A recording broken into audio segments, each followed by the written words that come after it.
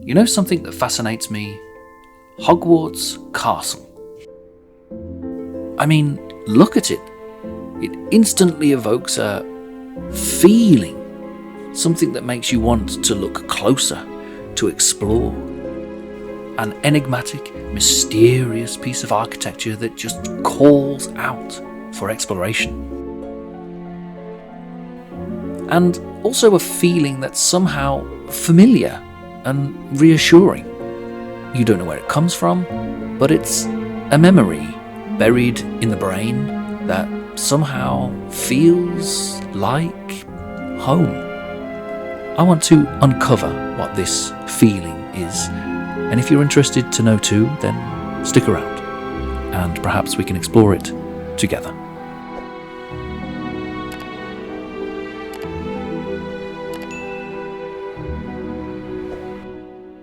If you know my channel, you'll know that I love medieval things. Medieval games, literature, films, be it fantasy or grounded. So it'll come as no surprise that Hogwarts Legacy, which is what we're looking at here, puts an instant smile on my face. You're a wizard, Cappy. Actually, I wouldn't call myself a wizard, but I do enjoy the wizarding world. But the thing is, Harry Potter isn't set in the medieval world, nor, in fact, is Hogwarts Legacy.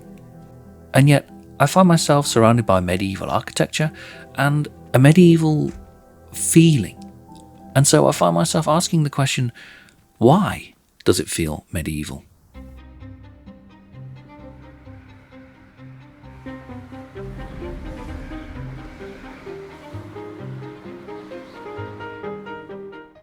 Let me just run at this really quickly because you're no doubt already familiar. The wizarding world of Harry Potter is, on the surface, a story about modern Britain. Trains and teacups, school uniforms and bureaucratic ministries. But beneath that, hidden in the mortar and the mist, there's something much older, something that feels medieval. It's the way the world is organised, the old institutions, the secret orders, the veneration of knowledge and lineage. There's a feudal logic quietly pulsing beneath the robes and the wands, a world divided by class, blood and birthright. I can see why people get upset by these things. That's called idealism. Take the Ministry of Magic, for example. It might have telephones and parchment memos, but its heart beats with the rhythm of a medieval court. Power belongs to old families, and the rest of society orbits them like lesser stars. Rowling's world is clearly not set in the Middle Ages, but it thinks like it is. I don't want to get embroiled in a conversation about J.K. Rowling and her motives, but if I don't mention it, I'll be remiss. So my personal opinion is that I don't think, as a writer, J.K. Rowling had any other intention other than purely to entertain, as all good writers do. And with that said, the wizarding world that she created hides within the modern one like a forgotten abbey behind old ivy. The idea of magic itself, ancient, secret, governed by rule and ritual, carries the essence of medieval thought. Knowledge is not open or democratic here, it's protected, transmitted through schooling and bloodlines. And when you see this world on screen, the feeling deepens. The filmmakers didn't just translate Rowling's text, they gave it colour, texture and stone. The first sight of Hogwarts rising out of the mist with its countless towers and windows flickering by candlelight is more than a setting, it's an invitation. This is a world of walls and wonders, of mystery enclosed by architecture. The castle sits apart not just geographically, but also temporally. A fragment of another age preserved in the modern world. The production designers pulled heavily from Britain's real medieval landscape, cloisters, cathedrals, dining halls and vaulted ceilings. You can see them in the DNA of Durham and Gloucester, of Oxford and Edinburgh. The castle feels accumulated, I think is the right word, as though it's been rebuilt 100 times by hands that no longer remember the original plan. And That's the magic of it. Hogwarts doesn't feel designed as such, it feels more remembered. I think that's a key emotional part. That memory is what ties it to the medieval mind. And for the benefit of this, I'm going to define the Middle Ages here as a broad sweeping feeling rather than a specific time place, because quite honestly it spans hundreds and hundreds of years. But the Middle Ages, they weren't just a historical period, they were a worldview, a way of imagining the world as a hierarchy of meaning, where everything, stone, star or soul, had its place in a divine order. And the wizarding world, for all its wands and spells, operates under very much the same logic. Theirs is a universe governed by laws older than reason, where knowledge is sacred and mystery is never fully dispelled. When Hogwarts Legacy arrived, I was very excited. It was my first time playing a Harry Potter game, if I'm honest. I'm old enough to have played earlier ones, I just never did. I personally was interested to see whether or not it would break that spell. A video game, after all, doesn't deal in souls, it deals in systems. But, to my surprise, somehow, it preserved that feeling. It's Hogwarts, not identical to the films. In fact, no two depictions of the castle are ever the same. But it carries the same atmosphere, a sense of a living labyrinth layered with time, memory, and magic. In case you can't tell, I very much enjoyed playing Hogwarts Legacy. I enjoyed my time in the castle, but the open world beyond the castle extends this mood even further. Crumbling ruins, crooked cottages, forgotten hamlets, each one a quiet echo of the real English countryside, but not quite. These chocolate box-shaped places exist somewhere between history and a dream. You might recognise them, but you don't know from where. It's as though the land itself remembers the Middle Ages, and the game simply gives that memory a form. I realise how ridiculous that sounds, but I think it's remarkable how all of these interpretations, Rowling's words, the filmmaker's vision, the game developer's art, they all converge on the same emotional truth. None of them are historically medieval, and yet, together, they summon what feels like a collective memory of the Middle Ages, not as a century or an empire, but as a mood, a mindscape.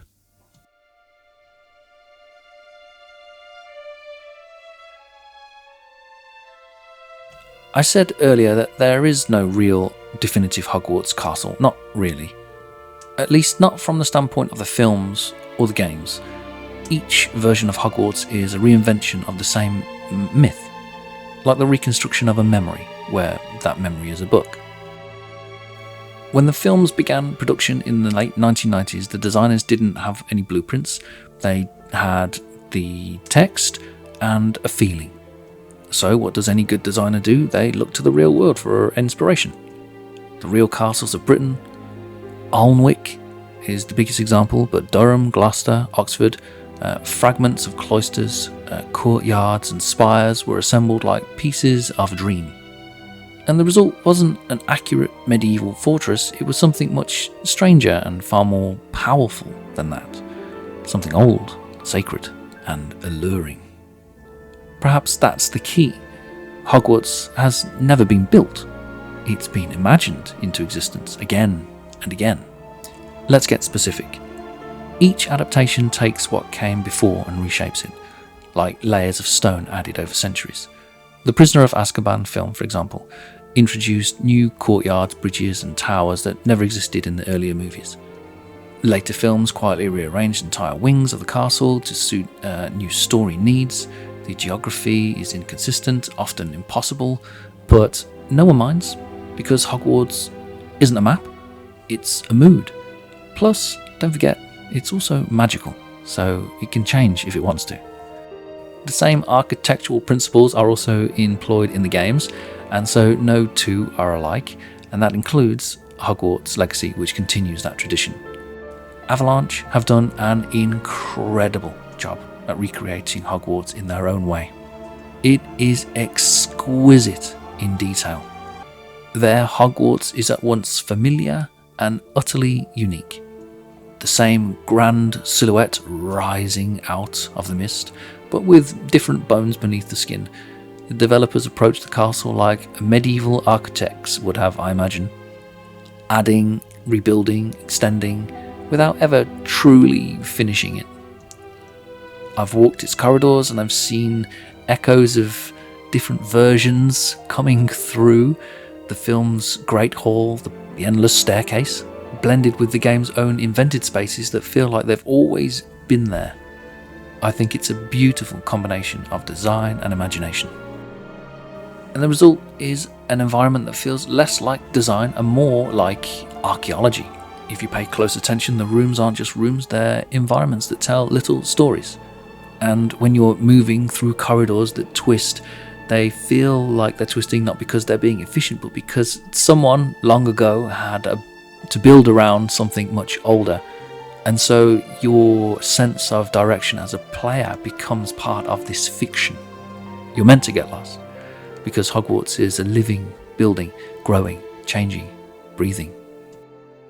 Nothing exists in a vacuum, and the surrounding countryside that has been created, the lakes, the hamlets, the ruins, feels like the space beyond any real castle's walls. It's dotted with the same visual grammar as medieval England. The leaning towers, the sagging cottages, the squat bridges, and everything feels like it's been repaired dozens of times. I would call all of that the beauty of inconsistency, an art long forgotten in an age of efficiency, because the medieval world itself was inconsistent. Cathedrals changed architectural style mid-construction as new masons took over, fortresses were repurposed, expanded, and ruined, only to be built upon again. The result was a patchwork of time, and in my opinion, I think that Hogwarts captures that sense of evolving architecture. Even within the fiction of the world, the castle's origins are uncertain. We're told it was founded by 4 wizards 1,000 years ago, and history fades into legend. It's a perfect mirror for how we treat the real Middle Ages. Half documented, half imagined, a mixture of fact and longing. So what? It's not historically accurate, but it's authentically old. The difference is subtle but important. Accuracy is about replication. Authenticity is about resonance. When you walk through the halls of Hogwarts Legacy Castle, you're not admiring the past, you're remembering it with the developers. And that, in a way, is the most medieval thing of all. If you want to get hung up on hidden meanings in an author's text, try this.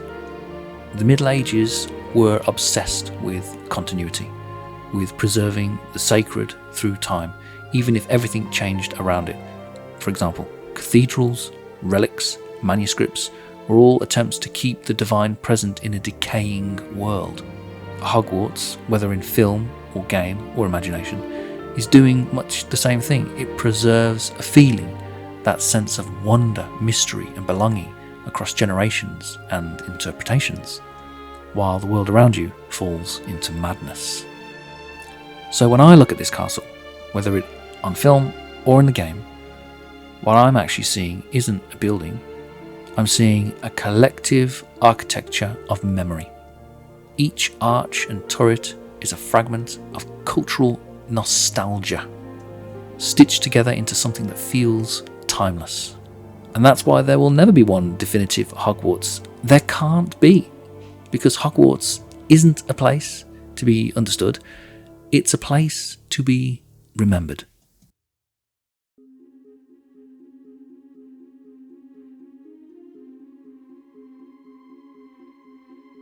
So, how can piles of stone or crooked timber beams evoke the feeling of being medieval? I have an old shed at the bottom of my garden which could be described like that. Rough wood, damp air, the faint smell of mould. But it's not medieval, it's just neglected. So what's the difference? Why does one kind of ruin stir the imagination while another just feels broken? I think it comes down to something deeper than texture or design, something that lives in story, not in structure. And for that, we need to go back. not to the Middle Ages themselves, but to the men who invented them. In the 15th century, Sir Thomas Malory sat in a prison cell and compiled Les Morts d'Arthur, a sprawling tapestry of chivalric tales drawing together centuries of scattered legend. His goal wasn't history, it was myth-making. He wanted to preserve an ideal of knighthood and heroism that probably never really existed, and yet, through his writing, it became real in our collective imagination.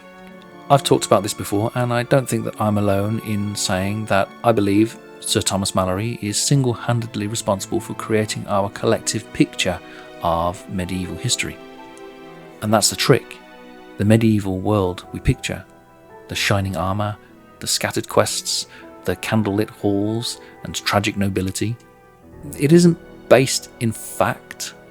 It's a manufactured idea, so resonant, so romantic, that it becomes one of the longest lasting cultural mirages in history.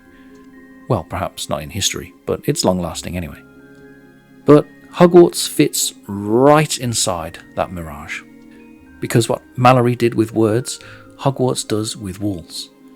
It borrows the emotional shorthand of the medieval, the echoing cloisters, the roaring fires, the ancient stone, the sense of knowledge guarded by time, and distills it into an experience. When we walk those halls in Hogwarts Legacy, we aren't stepping into the 1800s, we're stepping into a dream that's been unfolding for hundreds and hundreds of years.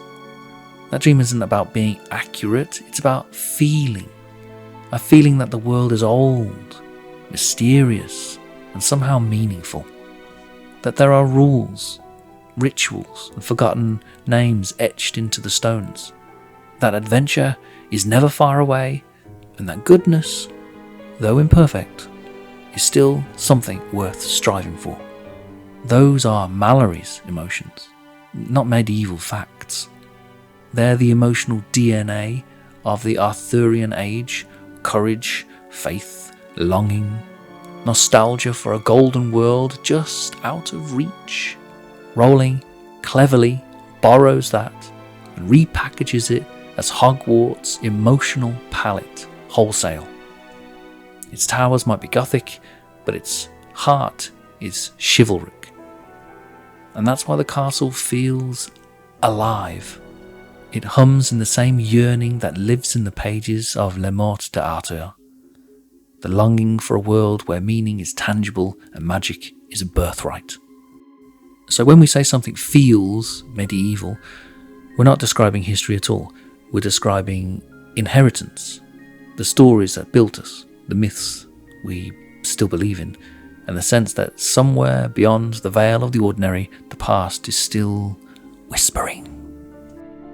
And that's why I think that Hogwarts, like Camelot, is that whisper made visible, a place that never really, truly existed, yet somehow feels like home. Well, that's all I've got time for. So I'll just say, this has been my little retrospective on Hogwarts Legacy. I hope you enjoyed it. And if you did, don't forget to like and subscribe. And if you felt like supporting me make these videos, feel free to pop over to my Patreon. So if you have been, thank you for watching, thank you for listening. I have been Lord Bara.